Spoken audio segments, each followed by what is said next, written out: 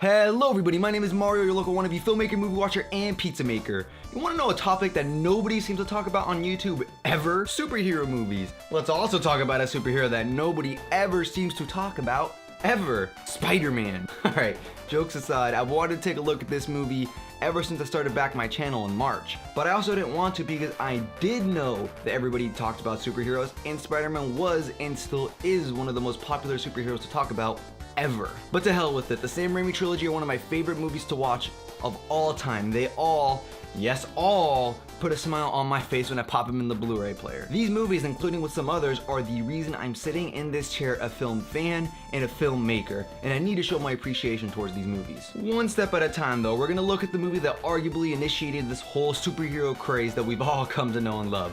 This is Spider-Man. So the year is 2002 and I'm a very young boy, and this movie is all over the place, breaking box office records, praise left and right, dominating the market, and I didn't see it. I was too young, and thankfully my parents had the forethought to not bring a small child to a highly anticipated movie. No, I didn't see this movie until it was on DVD long after its release. My first introduction to the Spider-Man films in theaters was Spider-Man 3. But we'll get to that one day.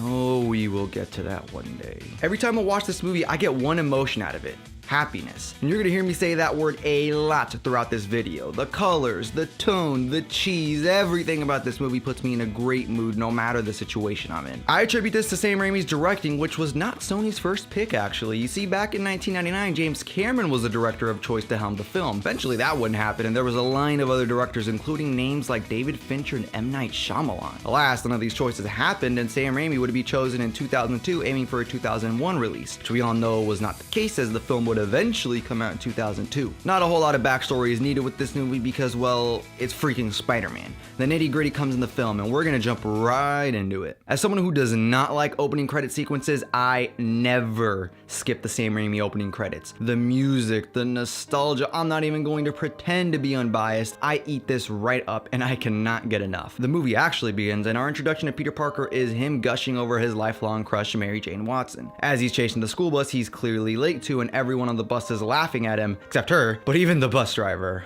Alright, would this ever happen? No. I highly doubt a bus driver would ever laugh at a student trying to catch up and not let him on. That's a lawsuit waiting to happen in 2018, but it sets up the tone well because this, ladies and gentlemen, this is the type of goofy fun we're gonna get, and oh boy, I cannot wait to talk about it all. Eventually making it on the bus thanks to the aforementioned crush, nobody wants Peter to sit next to him, which in all honesty is very depressing to see. The next character introduction is none other than Harry and Norman Osborn, Peter's best friend and, well, his dad. Norman and Harry's first on-screen conversation is awkward, and I'm not even sure if that's the best word to describe it, but they clearly don't connect with one another. The complete opposite of how Peter and Norman speak to each other once Harry introduces them. I can sense the jealousy already. So the school's there for a field trip, and here's when Peter's life changes forever. One of the spiders in the lab escaped and somehow landed right on Peter while he's trying to spit mad game at Mary Jane. He gets bitten and Oscorp. We'll get back to Peter in a second. Norman has been trying to get his human performance enhancers to be successful on human trials. When he's threatened that if this isn't possible in 2 weeks that he's going to lose all funding on the project, we'll get there. In the meantime, Peter's not feeling the greatest after that spider bite. He completely ignores his aunt and uncle, both loving and great parents to Peter. The bites seem to be real intense because Peter just passes the fuck out. Honestly, looking back, this is some great acting, and I never really took note of that until now. Norman decides not to be a coward and chooses to be his own human test trial. And that goes...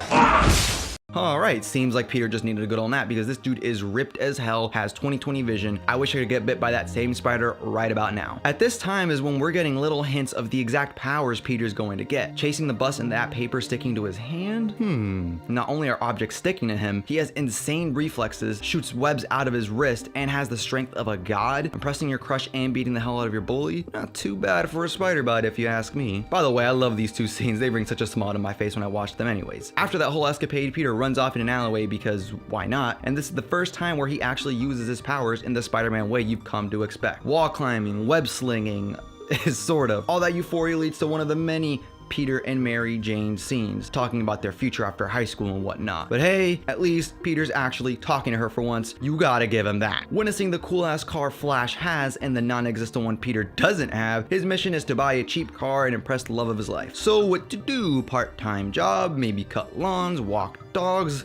Nah, wrestling. Time is always of the essence, so why the hell not? While Peter is rushing out to go kick some ass, Uncle Ben notices he's been acting a little off, so he goes and offers, no, he demands to drive him to the library to have a talk with Peter. This is without a doubt one of the most iconic and memorable superhero scenes of all time. Remember, with great power comes great responsibility. Give me one person who doesn't know this line, and if they say they don't, they're lying out of their ass. And just like that, Peter's get-quick-rich scheme doesn't sound so good to him anymore. Regardless, he's there, needs to impress Mary Jane, so alas, he goes and signs his life away for a couple $1,000s. And who would have thought that the superhero teenager with powers was going to win the fight? Again, not to sound repetitive, but this entire scene is so much fun to watch. I'll try to keep these comments to myself, but I cannot help it, man. This movie is the definition of happy. After successful victory, this guy's refusing to give Peter the full amount of money promised because he didn't last the full 3 minutes in the ring. Peter knocked him out in 2, whatever. Karma is definitely a bitch because 2 seconds after stiffing Peter, a robbery takes place that Peter could have stopped, but his anger and pride lets the robber go. Hell yeah, Peter, stand up for yourself. Shit. Yeah, unfortunately, Peter's stubbornness and pride got his uncle killed. This terrible incident is what causes Peter to go get revenge on his uncle's killer for about 5 to 10 minutes. Peter ends up accidentally killing the murderer, which makes him question his motives. Is he truly any better than the man who killed his uncle? That same night, Norman Osborn is feeling bloodthirsty and decides to murder several people from Quest Aerospace, the competitor who most likely was going to get funding for their project rather than Norman's human performance enhancer serum. A clever crossfade later, and Peter is graduating high school. Hooray. Norman and Harry's weird relationship is further emphasized here, as well as Peter and Norman's relationship becoming closer. Following Peter's high school graduation, it ends up being bittersweet since Peter expected his uncle to be there. It's at this time he's feeling remorseful and regrets how he acted the last time he spoke to his uncle. Peter decides to go by what his uncle said in their last encounter, and uses his newfound powers for good. Now, one might think this new Spider guy is going to get praise from everyone. He's doing a public service, helping out by stopping crime, but now it's time to meet Spider-Man's comedic and minor villain in a way, J. Jonah Jameson. Not to get too sidetracked from the story, but when they say J.K. Simmons was born to play this role, that's no understatement, ladies and gentlemen. He was born, created, concepted for this role, and my god, I don't want to see anyone else ever even attempt to play this character. Everyone talks about Hugh Jackman as Wolverine, Christian Bale as Batman, Heath Ledger as Joker, as the best superhero portrayals, but to hell with all of that, the winner is J.K. Simmons.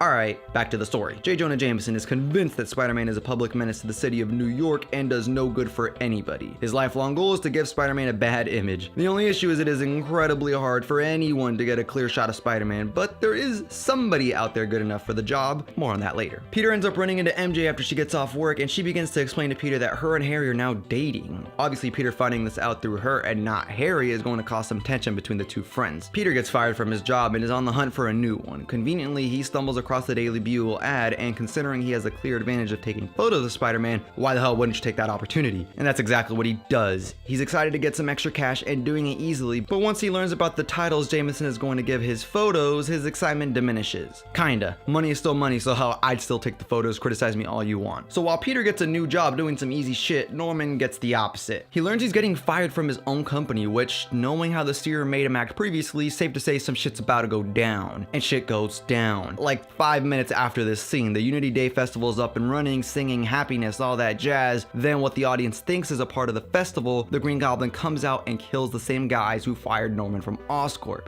Again, shit definitely went down. Luckily, Peter's at this festival taking photos and decides to save the surrounding people from danger. He stops the Green Goblin from killing anybody, well, except for those Oscorp fellas, they're gone, ladies and gentlemen. MJ is about to be the next one dead, but Peter catches her in the nick of time, and off they go on a random rooftop in New York. This joke has been made before, but that's not a real person. Her hair is blown the wrong way.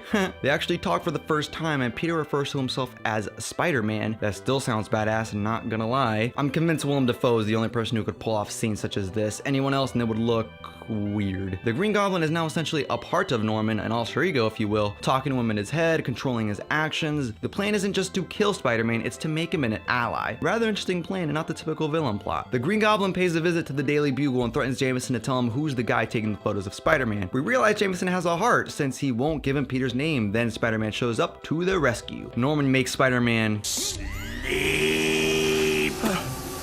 and he kidnaps him where he gives him his proposition to join the side of the villains. That is so fucking hilarious. Anyways, that happens, and we cut to one late rainy night because Peter stumbles into MJ to see how her acting audition went. Not very well because she didn't get the job. Regardless, they go their separate ways, and Peter notices two guys checking her out as she walks into an alleyway. As you'd expect, Spider-Man goes to kick the shit out of the robbers and now has an intimate conversation with MJ. What follows is one of the most iconic shots of any film ever. Oh, I'm serious, this is engraved in film history, and I believe it'll always be one of the most iconic shots ever. Anyways, cut to an establishing shot of the city, and there's a burning building with people inside that Peter's gotta save. After saving a baby from the building, Peter hears another woman in there and goes to find her, only for it to be the Green Goblin in disguise. That is hilarious. They go at it again, and once the fight is over, Norman is invited to a Thanksgiving dinner with Aunt May, Peter, Harry, and MJ. And when I mean after, I mean literally right after, because Norman is still sweating from the incident, and Peter's barely making it to his room where Norman almost finds him in his suit. What follows is this tense scene where Norman pieces everything together. Peter is Spider-Man, and knowing this information, he storms out of the room, leaving everybody confused as to what the hell just happened. Norman decides to go after Peter's loved ones, starting with Aunt May. He goes and bombs her damn house. Doesn't kill her though. She seems to be in a state of shock because after hearing what Aunt May describes as horrible yellow eyes, now Peter has figured it out. The Green Goblin knows who he is, and why Peter doesn't act on this information right away, I'll never understand. But regardless, MJ goes to visit Peter and Aunt May in the hospital, and this is when she realizes she doesn't love Spider-Man. She's starting to develop feelings for Peter himself. As you could imagine, this is going to lead into an awkward love triangle between Peter, Harry, and MJ. You see, look at that. Awkward shit. This scene I love. A conversation innocently starting with Aunt May and Peter talking about how much Peter likes MJ ends with Aunt May saying this line. Would it be so dangerous to let Mary Jane know how much you care? Everybody else knows. I'll be right back. Instantly, Peter knows that the Green Goblin knows about and is going to go after MJ now. She goes to call her right away to stay safe, only for the Green Goblin to pick up the phone instead. Peter immediately springs into action and goes to do a superhero saving shtick. Green Goblin has MJ suspended over the Golden Gate Bridge, as well as a ton of children in a trolley. I don't know if I've ever been in New York. I don't know what they're called. He lets them both go at the same time, and Peter's forced to choose who to save. You probably can figure it out, but Peter manages to save both with the help of none other than the New York citizens themselves. A complete 180 to how they've been treating him throughout this entire film. While the Green Goblin fails in his first plan to make Peter choose who to save, he then snatches Peter and throws him into some weird graveyard place. I don't know what this is, but that's the best way I can describe it. And this might be one of the most brutal fights probably in any Spider-Man movie ever. Seriously, the punches, the blood, the explosions, it's all real shit going on and really gritty stuff. I miss these type of scenes in superhero movies. The scene ends rather bittersweet. Peter kind of kills him. You can make the judgment on who kills who, but Norman is dead and Peter takes him to his house so he can rest in peace in his own home. A nice gesture, right? Well, Harry happens to be at the wrong place at the wrong time because it looks like Spider-Man killed Norman, even though he didn't. But in a way, he did. It's confusing, alright? The film ends with Peter and Harry becoming closer than ever, but Harry hating Spider-Man with a passion, wishing for his death. The setup for a sequel is perfect here. As for MJ and Peter, she confesses her love for him, but Peter, being the bigger man, understands that he can't be with her and risk her safety just to have the girl of his dreams. Peter now understands fully that with great power comes great responsibility. A very noble end to an incredibly fun and heartfelt movie. Oh, and this web swing is still badass as fuck. That is not up for debate, ladies and gentlemen. Okay, I've said it once and I'll say it again. I'll try my best not to be biased, but guys, rewatching this movie, I felt like a 5-year-old with eyes wide open, loving every minute of it. Does it have its flaws? Of course it does. Some scenes do feel cheesier than they should be. A few cuts in the film feel like they should have been cut slightly longer or shorter. Some dialogue hasn't aged the best, but again, I cannot deny the fact of how damn happy I felt to see this movie. I know some of you guys have that movie that you put on that just helps you escape all problems that are going on in the real world. This is one of them for me. Peter's such a likable goofball, then when he puts on that suit, he's a kick-ass superhero who does make jokes, even though people like to claim that Tobey never made jokes, even though that's not the case. Set him down, tough guy. Most of the characters were all written well, had motivations, and were relatable in understanding of their actions. I say most because MJ was the weakest character and probably the weakest part of the entire film. She really didn't do much of anything other than be the love interest and need to be constantly saved by Peter. Norman had a clear goal, Peter had a clear goal, Harry had a clear goal. These characters for the most part had a reason for being there. MJ was there to be saved. Could have been written better, but also a lot worse. A lot worse. The CGI has taken a hit in quality, which is to be expected 20 years later, but back in 2002, it kicked ass. The action scenes still had an impact on me. High intensity, good choreography, nice blend of practical and special effects, not a CGI mess for the most part. I still get goosebumps watching this bit right here. This is so awesome. And I already mentioned it, but I really love the final fight between Norman and Peter, where it gets straight up brutal. The suit being torn to pieces, the blood. I'm basically repeating myself, but I love gushing over this scene. The cinematography reflects the tone set in the movie really well. Whip pans, lots of frenetic movements, push-ins and zoom-ins, lots of life was brought to the camera work. And the lighting complements the camera work. It has a warm yellow orangey tint going on, not this gritty blue stuff we see nowadays, or in the case of nearly all MCU movies, this weird gray washed out tone that looks really unpleasant. No, none of that, ladies and gentlemen. Here we get color. Now let's talk about something we can all agree on is still fantastic, the score. Jesus, do we even need to talk about it? Well, actually I want to. Holy God, this score aged so well. This is by far the definitive Spider-Man theme and one of my favorite scores to any movie ever. Seriously, the impact this score gives the film is something I can't even put to words. Watch the movie, hear the music, and you'll get the same feeling I did. Truly fantastic work by Danny Elfman. I mean, do I need to go on with this film? I absolutely adore it. I'm willing to admit its shortcomings with some of the characters, dialogue not aging the best, and some general over-the-top cheese this movie sometimes has, but I can't stress enough just how happy I was watching this movie. Is it because of nostalgia?